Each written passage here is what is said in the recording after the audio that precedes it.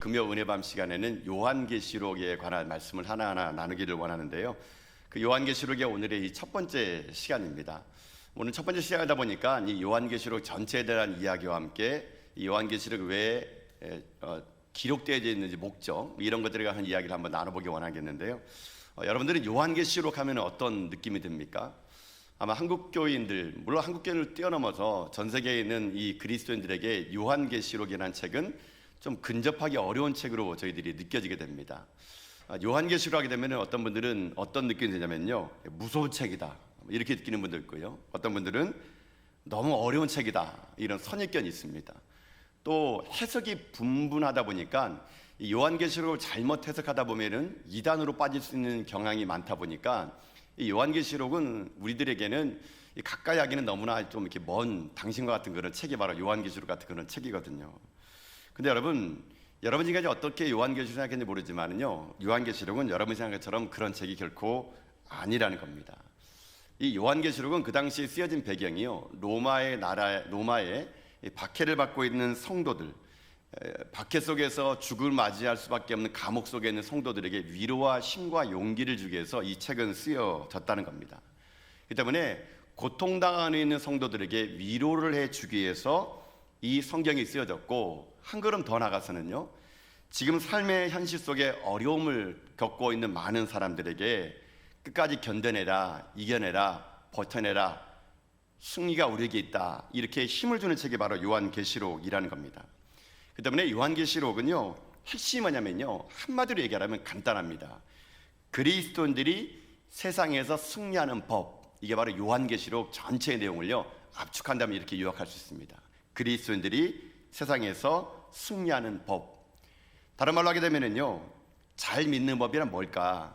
어떻게 세상을 승리할 수 있을까? 어떻게 환난 가운데 우린 이길 수 있을 것인가? 이런 것들에 관해서 이야기해 주는 책이 바로 요한계시록입니다. 그러면 어떻게 승리할 수 있을까요? 또 한마디로 요약할 수 있습니다.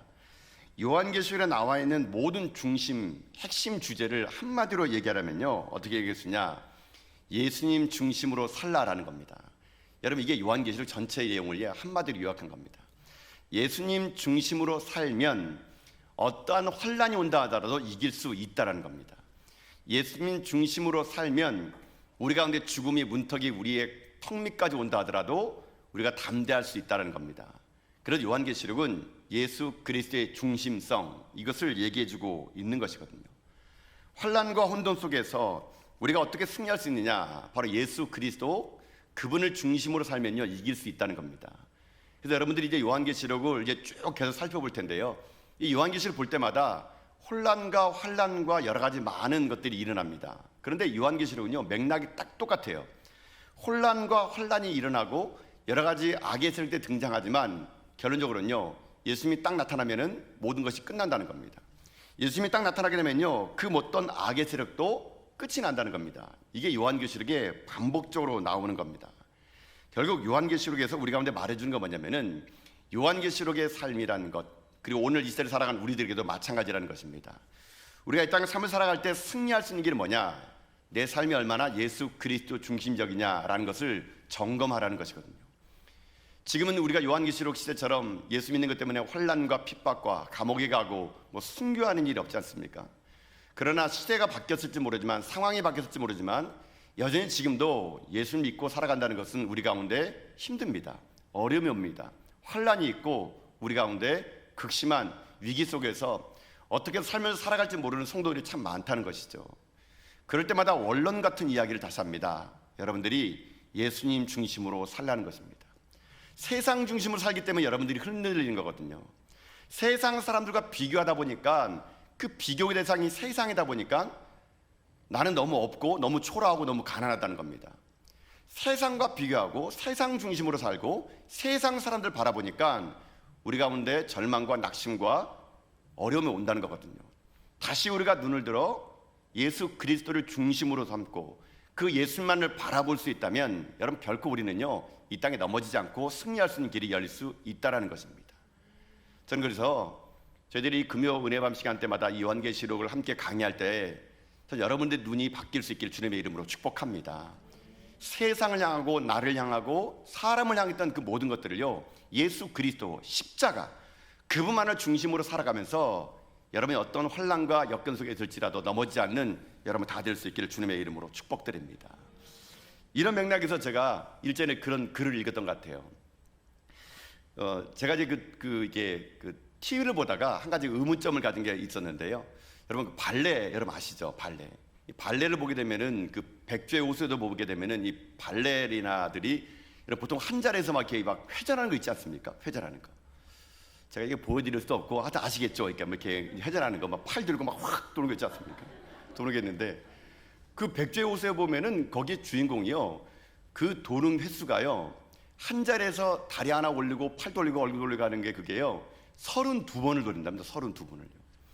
저는 그거 볼 때마다 이해가 안 됐어요. 야, 이 사람이 팽이도 아니고 어떻게 된 게 어떻게 32번 돌까? 어지럽지 않나? 이게 그제 의문점이었는데 이 의문점을 해결해 준 게 제가 어떤 칼럼에서 이 의문점을 해결받았거든요. 그 칼럼의 제목이 이겁니다. 즐거워라 발레. 즐거워라 발레라는 그 국립 그 발레단에서 내놓은 책에 보면 칼럼이 하나 있더라고요. 거기에 그 발레리나의 비밀이라고 해가지고 32번 도는 발레리나의 그 비밀이 거기 나왔더라고요. 어떻게 32번을 돌 수 있냐? 뭐 인간이기 때문에 누구나 어지럽고요, 누구나 쓰러진다 그럽니다. 아무나 도는 게 아니라 그러더라고요. 그 한 자리에서 그 32바퀴 도는 그 발레리나의 그 도는 거를요, 발레 용어로 휘대라 그럽니다. 휘대. 이 휘대라는 말이 진짜 말이 뭐냐면요, 회초리로 때린다 이런 말입니다. 회초리로 때린다라는 게 휘대인데, 이 휘대를 하려 그러면요, 이 발레리나가 그 무대에 딱 서는 그 순간 오늘 오신 관객 중에 어떤 한 사람을 저 멀리 한 사람의 그 머리를 열어 본다 그러더라고요. 그 사람 머리를 딱 보고요, 그 사람을 딱 본 다음에 이제 돌 그 마음을 먹으면은 손과 발과 몸이 가장 먼저 돌고요, 가장 나중에 도는 게 뭐냐면요, 이 머리가 돈다 그럽니다. 그 사람을 계속 보다가 몸도 돌고 다 돌았는데 머리가 제일 나중에 확 돌고요, 제일 먼저 돌아오는 게 또 머리라 그럽니다. 그래서 이 사람이 빨리 머리가 늦게 돌았다가 제일 먼저 머리가 돌아와가지고 뭘 보느냐, 저 끝에 있는 사람이 머리를 본다 그러더라고요. 그 사람이 움직이면 쓰러질 것 같아요, 제가 볼 때는요. 하여튼 그분을 보는데 그 한 사람을 계속 보게 되면은요, 이 발레리나가 어지럽지 않고 32번을 거뜬하게 돌 수 있다 그러더라고요. 물론 설명대로 되면 얼마나 좋겠습니까? 그러니까 이 발레리나가 피나는 노력을 해가지고 이 휘대를 여러분 하는 거 아니겠습니까? 근데 제가 이제 일전에 그런 의문점을 가지고 휘대 그걸 생각하다가 오늘 본문의 말씀 보면서도 그런 생각을 해봤습니다. 휘대, 여러분 발레리나만 휘대가 필요한 줄 아십니까? 영적으로도 휘대가 필요하다는 거거든요. 영적인 휘대는 뭡니까? 인생 살면서 넘어지지 않는 비결이 있다는 것이죠. 그 발레리나가 그 한 사람의 머리를 보고 그 중심을 둬가지고 32바퀴를 돌 수 있는 것처럼 영적인 휘대도 간단합니다. 여러분, 우리가 누굴 봐야 쓰러지지 않는다는 겁니까? 예수 그리스도죠. 주님만 바라보면요, 우리도 넘어지지 않을 수 있다는 것이거든요. 주님만을 우리가 바라보게 되면요, 영적인 휘대가 우리도 가능하기 때문에 쓰러지지 않다는 겁니다. 자꾸만 다른 걸 바라보고 곁을 바라보고 딴 사람 바라보니까 넘어지게 되는 거고요, 휘대가 안 되는 거거든요. 오늘 여러분이, 저는 오늘 요한계시록 통해서 여러분이 삶이 오직 주님만을 바라볼 수 있는 눈이 열릴 수 있기를 여러분 주님의 이름으로 축복합니다. 다시 한번 무너진 우리의 신앙을 회복하고 다시 한번 내 삶이 세상을 향했던 눈이 그리스도를 향하게 되고 절망의 나를 바라보는 것이 아니라 나는 소망이 없지만 예수 그리스도께 소망을 두는 가운데 여러분 삶의 모든 자리에서 승리하는 여러분 될 수 있기를 여러분 주님의 이름으로 축복합니다.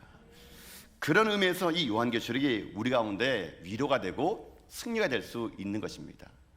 자, 그렇다면 왜 요한계시록이 우리 가운데 위로가 되고 승리가 되느냐라면은요, 이 요한계시록을 기록했을 당시 시대적인 상황을 우리가 조금 알아야 됩니다. 기독교가 본격적으로 박해를 당할 때는요, 언제냐면은 로마의 도미티안 황제 시대 때부터 이 기독교가 박해를 받게 됩니다. 이 도미티안 황제 때 얼마나 많은 그리스도인들이 박해를 받았냐면요, 약 4만 명이 넘는 그리스도인들이 살해를 당했다 그러더라고요. 이 초대교회는 예수 믿는 것 때문에요, 여러분들 잘 아신 것처럼 이 콜로세움 경기장에서 사자의 밥이 되거나 아니면은 거기서 잔인하게 여러분 십자가형으로 죽음을 당하거나 치욕스럽게 사람이 죽어요. 이 콜로세움에 가게 되면은요, 그 당시 얼마나 기독교인들을 박해했고 로마 사람들이 기독교인을 이렇게 무시했냐면은요, 이 야간에도 기독교인들을 묶어놓고 사자를 풀어놓으면은 그 원형 경기장에서 기독교인들이 사자밥이 되는 거 보면서 로마 사람들이 즐거워했다 그럽니다. 또 사람하고 동물하고요 싸우게 해가지고요 이기는 편에 돈을 거는 그렇게 경기도 있었다 그럽니다. 근데 이 경기가 밤중에도 이어진 거예요. 근데 그 당시에 뭐 전기 시설이 있겠습니까? 그래가지고 그 당시에 기독교인들을요 통나무에 묶어가지고 그 통나무에다가 기독교인들에게 기름을 부어가지고요 그 콜로세움 끝자락의 기둥들마다 사람을 꽂아놓고요 거기다 불을 질렀다 그럽니다. 그 사람이 그 불질러서 사람이 그 타는 그 열기를 가지고요 저녁에도 그 사자의 밥이 되는 그리스도를 보면서 환호했던 것이 바로 그 당시에 그 기독교인들의 박해였거든요. 그렇게 사람들이 죽어갈 그때에 요한이 그때도 자기다 이 사도 요한도 복음을 증거하다가 잡혀가지고 그가 밤모섬이라는 섬으로 유배를 당하게 됩니다. 나무 한 그릇 없고 식물 한 자락 자락이 없는 거친 바위와 언덕밖에 없는 황량한 채석장이에요. 밤모섬은요. 그 채석장으로 사도 요한은 유배당합니다. 유배당한 그 사도 요한이 거기에서 유배생활을 하면서 자신의 고통뿐만 아니라 지금 핍박받고 있는 그리스도인을 향해서 기도할 때 하나님이요 요한의 눈을 열어줘 가지고 장차 있을 일에 대해서 보여주게 됩니다. 그래서 여러분 요한계시록이라는 말은요 한자인데요 계시라는 말이 그 말입니다. 열어서 보여준다는 얘기예요. 열어서 보여준다. 그러니까 하나님께서 요한에게 열어서 보여준 거예요. 요한계시록. 그래서 요한이 장차 이루어질 일에 대해서 하나님이 보여준 것을 기록해놨다는 것이 바로 요한계시록이죠. 그러니까 요한계시록은 장차 이런 일이 일어날 거니까 환난과 핍박받는 그들에게 위로의 메시지를 전하라는 것이 이 요한이 받은 사명이거든요. 그래서 사도 요한은요 그 밤모섬에서 소아시아에 있는 7 교회에 있는 극심한 아픔 가운데 성도들에게 위로차 이 편지를 쓰게 됩니다. 그런데 여러분 생각해 보십시오. 근데 내가 위로차 편지를 쓰게 되면은 이 편지가 어떻게 되겠습니까? 검문을 받겠죠. 그래서 그 당시에 로마 사람들은 알지 못하는 크리스찬의 언어로만 이 편지를 쓰게 됩니다. 크리스찬의 언어로만 쓰면서요 이 요한은 로마 사람들이 모르는 구약의 상징적인 언어들을요 이곳에다가 가득 쓰게 됩니다. 그러니까 이 내용이 다른 사람 볼 때는 이게요 어떤 뜻인지 모르는 겁니다. 이게 마치 지금도 그런지 모르겠지만 예전에 저희들이 중국에 있는 선교사람들과 서신을 오고 갈 때도요 중국에 있는 서신을 오고 갈 때는 이 중국인들이 이 공안이 그 선교사님들의 서신을 검문 검색합니다. 그래서 그 당시에는 어떻게 썼냐면요 그 회사라는 그러니까 교회라는 말을 못 썼어요. 그러면 그게 걸리기 때문에. 그래서 옛날에는 그 중국에서 이 이메일을 이렇게 다 모든 이메일들을 외국인들 이메일을 검사할 때 이 사람이 선교사님이 아닌지를 알아버리면 그 서신을 읽었는데요. 그래서 저희들이 어떻게 편지 썼냐면은 교회라는 이름을 회사로 쓴다. 회사. 그리고 하나님은요 사장님입니다. 사장님. 그래서 이렇게 써요. 아이고 김 사장님 거기에 있는 회사는 어떻게 왕 회장님이 잘 계십니까? 뭐 이런 식으로 막 은어를 쓰는 거예요. 그럼 우리끼리 알아먹는 거죠. 뭐 회사는 누구고 회장은 누구고 이런 식으로 쓰는 겁니다. 마찬가지예요. 사도 요한도 편지 쓸 때 로마 사람은 모르고 그곳에는 유대인들만 알 수 있는 그런 언어로 이곳에 글을 썼다는 겁니다. 여러분 그렇기 때문에 이 책은요 그 서신을 받는 그들에게는 위로가 되는 책이에요. 이게 무슨 뜻인지 알기 때문에 그렇죠. 그러니까 로마 사람들은 이 책이 어떤 뜻인지 모르다 보니까 해석이 안 되는 겁니다. 자, 그럼 한번 상상해 보십시오, 여러분. 내가 누군가에게 위로의 편지를 쓰고 내가 누군가에게 힘이 되는 글을 쓸 때 여러분 그러면 거기다 무섭게 글을 쓰겠습니까? 뭐 장차 우리는 다 죽을 거야 뭐 이런 말 쓰겠습니까? 위로의 편지이기 때문에요 누구나 그 유대인들이 볼 때는요 이 편지 한 장을 읽고 힘을 얻고 그 편지로 말미암아 이겨낼 수 있는 용기를 얻을 수 있는 겁니다. 그 때문에 요한계시록은 그 당시에 그 유대인들에게는요 하나님이 우리를 향한 마음, 우리가 이 땅의 삶을 살아갈 때 현실 속에서 주님이 우리 가운데 위로가 된다는 따뜻한 그런 위로의 메시지가요 여기에 담겨져 있게 되는 거거든요. 오늘이야 우리는 그 박해 가운데 있지 않고 유대인이 아니다 보니까 이 요한계시록의 글을 읽어도 아무런 감흥이 없는 것은요 우리가 그 시대의 사람이 아니고 요한계시록 당시에 썼던 그런 구약 언어를 우리가 해석하지 못하기 때문에 그렇게 어렵게 느껴질 뿐이지, 이제 앞으로 우리가 이 금요 은혜밤 시간마다 요한계시록에 담겨있는 그 뜻과 그 언어를 해석하게 되면, 그 상징을 해석하게 되면요 이 요한계시록의 만큼이야 오늘 이 시대를 살아가는 우리 성도들에게도 저는 큰 위로가 될 거라고 믿습니다. 그래서 이 위로의 메시지를 통하여 오늘 우리 가운데요 2가지 메시지를 한번 붙잡으려고 합니다. 그러면 요한계시록을 왜 썼을까? 요한계시록의 목적이 무엇일까? 오늘 요한계시록 1장은요 바로 그런 서론과 같은 겁니다. 요한계시록 쓴 위로의 메시지의 첫 번째는 무엇이냐? 첫 번째는요 요한계시록이 왜 쓰였냐면 간단합니다. 말씀드렸던 것처럼 핍박을 이기게 하는 위로의 말씀으로 썼다는 겁니다. 핍박을 이기게 하는 위로의 말씀으로 이 글을 썼다라는 것이죠. 이게 요한계시록 첫 번째 목적이라는 겁니다. 아까도 설명드렸던 것처럼 요한계시록은요 극심한 핍박과 환난 속에 있는 성도들에게 위로로 이 글을 썼다는 겁니다. 근데 참 재미난 건 뭐냐면요 이 서신 하나가 그 당시에 유대인들에게 어떤 의미가 있었냐면요 핍박과 환난을 이길 수 있었다는 것입니다. 이 서신 하나가 그 당시에 내가 내일 사자밥이 될 그 성도들에게 담대함을 줬다는 거예요. 이 서신 하나가 죽음의 문턱이 목 앞에 온 그들에게도요 담대하게 예수 그리스도를 고백할 수 있는 그런 힘을 줬다는 거예요. 여러분 그래서 초대교회 성도들에게 요한계시록은요 어찌 보게 되면요 이거는 신비예요. 신비. 어떻게 그들이 그 위기 속에서 이 서신 하나 가지고 이렇게 이겨낼 수 있을 것인가? 아무리 봐도 이거는요 신비로운 책입니다. 그런데 그 신비로운 책 이면에는 여러분 뭐가 있겠습니까? 이 책을 읽는 모든 자마다 성령님이 그들과 함께 하셨던 것이죠. 내 힘이 아니라 극심한 박해를 이길 수 있는 것은 하나님이 그들과 함께 하시고 성령님이 그들과 함께 해줬기 때문에요 내 힘으로는 이길 수 없었지만 그 환난과 핍박을 내가 이길 수 있는 것은 내 속에 역사하시는 예수 그리스도의 능력, 성령님의 능력으로 말미암아 이것을 이길 수 있도록 만들어 주었다는 것이죠. 저는 이 신비의 능력이요 오늘도 동일하게 우리 가운데 역사할 것을 저는 믿습니다. 여러분의 힘으로는 지금 여러분의 상황, 여건을 이길 수 없을 겁니다. 나를 바라보고 세상을 바라보고 내 가족을 바라보면은 절망밖에 없지만 그 절망을 이겨낸 여러분 옛날을 한번 생각해 보십시오. 과거 여러분의 힘든 일을 생각해 보십시오. 여러분 어떻게 그 길을 걸어왔습니까? 어떻게 그걸 이겼습니까? 지금 생각해 보면은 여러분 그게 신비입니다. 신비. 그러나 기억을 되살려 보게 되면은 나도 모르는 예수 그리스도의 은혜, 나는 그때 깨닫지 못했지만 내 삶 속에서 함께 하시는 하나님의 놀라운 역사가 있었기 때문에요 그 길을 이겨낼 수 있었다는 것이거든요. 그래서 여러분 말씀은요 우리 가운데 이렇게 능력이 되는 것이거든요. 어떠한 환난과 핍박 속에서도 우리가 그리스도인으로 살아갈 수 있는 힘은요 우리 가운데 역사하신 하나님의 능력이 있다는 것입니다. 실제로 이렇게 어렵게 살아갔던 사람들을 제가 일전에 한번 그 터키에 이게 그 성지순례를 갈 때가 있었는데요. 터키에 갔더니 그 가파도키아 지역을 가게 되면요 테링구유라는 그 지하 도시가 있습니다. 테링구유라는 지하 도시.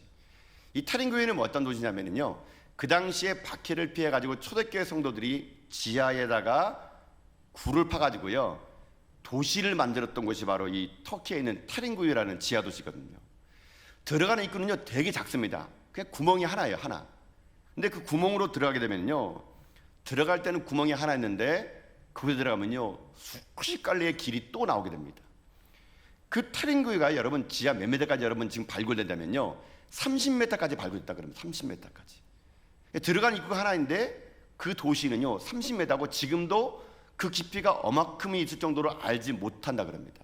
그래서 관광객들에게 이게 어느 정도만 이렇게 열어줬는데 제가 테링교회에 들어가서 그 지하 도시 초대교회 성도들이 바퀴를 피해서 살았던 그 테링교회를 보니까 정말 놀랍더라고요. 그 지하에 있는 컴컴한 곳에서 지금도 발견되지 않는 곳에서 개미굴처럼 연결된 곳에는요 그 안에는 교회가 있고요 예배당이 있고요 여러분 그리고 그 세례를 줄 수 있는 세례 침례탕까지 거기 있더라고요. 큰 광장에 모여서 거기서 하나님을 예배하는 곳이더라고요. 곳곳마다 혹시나 이 로마 군병들이 자기를 잡아올까 봐요 중간중간에는요 큰 이 돌로 여차하면은 들어오는 그 병사들을 막기 위해서 돌 무덤 같은 그 큰 돌이 있더라고요. 그래서 그 돌을 이 나무로 이렇게 이렇게 밑에다가 놔가지고요 로마 군사가 오게 되면은 그것을 딱 밑에 있는 그 노루목 같은 그 발목을 탁 빼버리면은 동그란 이 그 문이요 그 입구를 막아버리게 됩니다. 그러면 그 밖에 있는 로마 군사가 들어오지 못한다 그럽니다. 근데 문제는 뭔지 아십니까? 안에 있는 사람도 영원히 못 나가게 됩니다. 그런 식으로 해가지고요 도시를 마련했는데 제가 한참을 들어가 봤더니 나중에는 어떤 일이냐면은 외부와 내부를 이렇게 공기를 통할 수 있는 순환할 수 있는 구멍이 하나 있더라고요. 그 구멍이 아주 조그마한 구멍인데요. 구멍을 딱 보게 되면은 파란 하늘이 그 구멍 속에서 보이더라고요. 제가 그 타린교에 들어가가지고 지하 컴컴한 곳에서 그 파란 하늘 보면서 그 생각 많이 해봤습니다. 야, 이 사람들은 이곳에서 어떻게 살았을까? 어떤 사람은 거기서 태어나고 죽었다 그럽니다. 가봤더니 묘지도 있어요. 묘지도요. 자그마치 거기 당시에 가장 많이 사람이 살았을 때는요 5천 명이 거기 살았다 그럽니다. 그 손바닥만한 하늘 보면서 이 사람들은 어떻게 살았을까? 그 손바닥만 하늘 보면서 그들은요 소망을 가진 겁니다. 내 비록 땅에 두 발을 살고 있지만 저 하늘에 소망을 두는, 손바닥만한 하늘을 보면서 소망을 갖던 그들이 그곳에서 신앙을 지켰다는 걸 보면서 제 자신의 신앙을 거기서 다시 한번 되돌아볼 수 있는 그런 시간이 저에게는 있었다는 것입니다. 위로부터 부른 부르심 앞에 손바닥만한 하늘을 보면서도 그 손바닥만한 하늘 너머에 있는 하나님의 살아계심을 고백하는 그 성도들의 그 고백 말입니다. 여러분, 오늘도 이 시대를 살아가는 우리들에게도 하나님 여러분 가운데 함께 하시면 여러분 잊지 마십시오. 이 땅 삶을 살아갈 때 모든 초대교인들이 그렇게 이겨냈다면요 여러분 우리도 이겨낼 수 있다는 것입니다. 그 당시 합계된 성령님의 능력은요 오늘도 우리 가운데 있기 때문에 그런 것이거든요. 그렇기 때문에 오늘 우리들의 삶을 살아갈 때 그 핍박을 이길 수 있는 길이 여러분 이런 소망이기 때문에 그러는데요, 그 소망이 여러분 7절에 남아 있습니다. 여러분 7절의 말씀 한번 읽어볼까 한번요. 7절에 읽어보겠습니다. 7절입니다. 읽겠습니다. 시작. 볼지어다 그가 구름을 타고 오시리라. 각 사람이 눈이 그를 보겠고 그를 찌른 자들도 볼 것이요 땅에 있는 모든 족속이 그로 말미암아 애곡하리니 그러하리라. 아멘. 여러분, 이 말이 그들에게 힘이 되고 위로가 됐습니다. 이 말이 무슨 말입니까? 주님은 다시 오신다는 것입니다. 우리가 핍박과 환난 속에 살고 있더라도 언젠가는 끝이 있다는 겁니다. 주님이 땅에 다시 오시려면 우리들이 지금의 살았던 삶보다 다른 인생이 펼쳐질 수 있다는 것이죠. 그들은요 그 환난과 핍박 속에서도 다시 오실 주님을 기다리며 어떻게 했느냐, 자기들의 모든 핍박과 환난을요 이 서신을 읽으면서 견뎌내고 이겨냈다는 것이거든요. 이게 그들의 위대한 믿음이었다는 겁니다. 이 말씀을 가지고 오늘 우리들에게도 여러분 적용하겠습니다. 이 땅을 삶을 살아갈 때 여러분은 분명히 오늘 고통이 있을 겁니다. 삶을 살아가면서 고통이 없는 사람이 어디 있겠습니까? 눈물 나는 인생이 아닌 사람은 어디 있겠습니까? 힘들고 어렵더라도 오늘 저는 이 시간 이 요한계시록 서신 속에 담겨있는 하나님의 마음을 가지고 여러분에게 말씀드립니다. 사랑하는 성도 여러분, 견뎌내십시오. 힘들더라도 이겨내십시오. 내 속에 역사하시는 하나님의 능력을 여러분 믿으시면서 다시 오실 주님을 기다리면서요 여러분 손바닥만한 하늘 보면서도 소망을 품었던 그 타린교회에 있는 초대교회 성도들처럼요 여러분 가운데 지금 아무것도 보이지 않을지라도 손바닥만한 하늘만 보일지라도 여러분 믿음을 가지고 이겨내는 거, 여러분 그게 바로 오늘 우리들이 해야 될 일인 것입니다. 잊지 마십시오. 주님 분명히 다시 오실 것입니다. 이 땅 사는 날 동안 반드시 주님은 다시 오시겠다고 말씀하신 그 믿음에 여러분 삶을 살아가시고 이겨내십시오. 그래서 여러분 믿음이라는 이 단어가 히브리 말로는 에무나라는 말을 쓴다 그럽니다. 에무나, 믿음이라는 이 말의 뜻은 우리가 알고 있는 믿음과는 다른 말입니다. 에무나라는 히브리 말은요 무슨 말이냐, 그 원어의 원뜻은요 견뎌낸다, 이겨낸다, 이게 바로 믿음입니다. 믿음이라는 것은 주님 다시 오심을 기다리며 내 삶의 자리에서 이겨내는 겁니다. 힘들고 어렵더라도 버텨내는 겁니다. 끝까지 참아내는 겁니다. 어떤 환난과 여건이 온다 하더라도 이 믿음 잃지 않고 세상이 나에게 뭐라 하더라도 그 공격 속에서 넘어지지 않고 끝까지 버텨내는 거, 여러분 그게 믿음이라는 것이거든요. 언제 오실지 모를 주님, 내 인생의 삶이 이 고통이 언제 끝날지 모르지만 반드시 하나님께서 우리 가운데 은혜 주실 것이고 힘을 줄 것이라는 확신을 가지고요 삶의 고단한 자리에서 이겨내고 힘을 얻는 거, 그게 믿음이라는 겁니다. 여러분의 오늘 이 믿음이 여러분 삶의 자리에서 견뎌내고 이겨내고 어떤 어려움이 있을지라도 여러분이 주님 다시 오심을 기다리면서 여러분 오늘 이 요한계시록의 말씀을 힘들 때마다 붙잡는 가운데 위로가 되어 여러분 가운데 산소망 되신 예수 그리스도가 여러분의 모든 인생 가운데 함께하는 놀라운 기적이 여러분 삶에 임할 수 있기를 여러분 주님의 이름으로 축복합니다. 이 위로의 말씀이 오늘 우리가 소망이 되는 것을 잊지 마십시오. 그럼 두 번째로 이 요한계시록을 쓴 목적이 있습니다. 첫 번째가 위로와 격려라면요, 두 번째는 무엇이냐? 두 번째 요한계시록을 쓴 목적은요 현재의 삶을 잘 살 수 있도록 도와주기 위해서 썼습니다. 현재의 삶을 잘 살 수 있도록 도와주었다는 겁니다. 여러분, 이 한국교회에서는 이 요한계시록에 대해서 잘못 해석하는 나머지 어떤 현상이 생겼냐면요, 자칫 요한계시록 보면서 주님 다시 오실 것이다 라는 그 말씀을 가지고요, 현실 도피용으로 이 말씀을 잘못 가르치는 이단들이 있습니다. 그러나 주님 다시 오실 건데 우리가 뭐하러 이렇게 힘들게 사냐, 주님 다시 오실 건데 우리가 왜 고통 속에 살아가냐, 그러면서 자기들끼리만의 산에 올라가서 공동체를 이루고 살아가는 그런 사람도 있거든요. 현실 도피용으로 요한계시록을요 잘못 가르치는 이단들이 있다는 겁니다. 여러분, 교회는요 결코 현실을 도피하라는 말은 없습니다. 여러분, 교회는요 산속에 지어서는 안 됩니다. 교회는요 세상에 힘들고 어렵고 찌든 곳에 지어야 교회입니다. 교회는요 세상의 한복판에서 고통스러운 자들을 위해서 세워지는 것이 교회가 되어야 된다는 겁니다. 요한계시록이 그렇다는 겁니다. 요한계시록은 이 서신을 읽을 때마다 잘못된 종말론에 빠져가지고 내 삶이 어려우니까 현실을 도피해가지고 내 신앙을 지키기 위해서 산에 들어가라고 그런 말이 아니고요, 이 현실 속에서 살아갈 수 있는 희망과 용기를 주는 책이 바로 요한계시록이라는 것이거든요. 그래서 요한계시록은 장차 오실 주님을 기다리면서 내가 현실을 도피하고 숨어지는 것이 아니라 나의 삶의 한복판에서 그 주님을 기다리는 겁니다. 현실의 삶을 어떻게 살아가야 될 것인가를 우리 가운데 말씀해 주는 책이 바로 요한계시록이라는 것이거든요. 그렇기 때문에 요한계시록을 읽을 때마다 우리 가운데요 오늘 이 시간 살아갈 수 있는 힘과 용기를 우리가 얻을 수 있다라는 것입니다. 어떠한 삶의 현장 속에 있을지라도 현실 도피하지 않고 내 삶이 현실 속에서 다른 어떤 것과 타협하지 않고 힘들고 어려운 삶의 현실 속에서 주님 그 자리에 함께 하신다는 믿음을 가지고요 현실을 살아갈 수 있는 힘과 능력, 그것을 주기 위해서 요한계시록은 쓰여졌다는 것입니다. 그렇기 때문에 요한계시록은요 어떤 목적으로 쓰여졌는가, 여러분 3절에 있는 말씀이 중요합니다. 3절 말씀을 읽어볼까 하면요, 자 3절의 말씀 읽겠습니다. 시작. 이 예언의 말씀을 읽는 자와 듣는 자와 그 가운데 기록한 것을 지키는 자는 복이 있나니 때가 가까움이라. 아멘. 무슨 말입니까? 이 말씀을 읽을 때나 들을 때나 그것을 기록하는 그 모든 자들이 어떻습니까? 복이 있다는 것입니다. 그래서 얘기합니다. 때가 가까이 왔다는 것이죠. 자꾸만 많은 사람들이 현실을 도피해가지고 이 세상에 소망을 두지 않고 자기만 머리 깎고 산에 올라가고 또는 가정현실을 도피하는 나머지 여러분 그 현실의 삶을 외면하면서 살아가는 사람이 많이 있는데요, 여러분 그것은 오늘날 이 시대를 살아가는 우리들의 성도의 자세가 아닙니다. 힘들고 어렵더라도 이 땅 가운데 환란이 있다 하더라도 삶의 그 중심 속에 들어가서 거기에서요 주님의 일하심을 기대하기 위해서 요한계시록은 쓰여졌다는 것입니다. 우리들의 삶에서 날마다 여러분 이 요한계시록은요 여러분의 삶의 현실 속에서 우리가 어떻게 이겨낼까를 말해주는 책이라는 걸 여러분 잊지 마시면서 여러분이 허락된 생명이 이 땅에 끊어지는 그날까지요 여러분 삶의 자리에서 여러분 이 말씀을 통해서 위로받고 힘을 얻는 여러분 다 될 수 있기를 여러분 주님의 이름으로 축복합니다. 현재 삶이 어렵더라도 도망가서는 안 됩니다.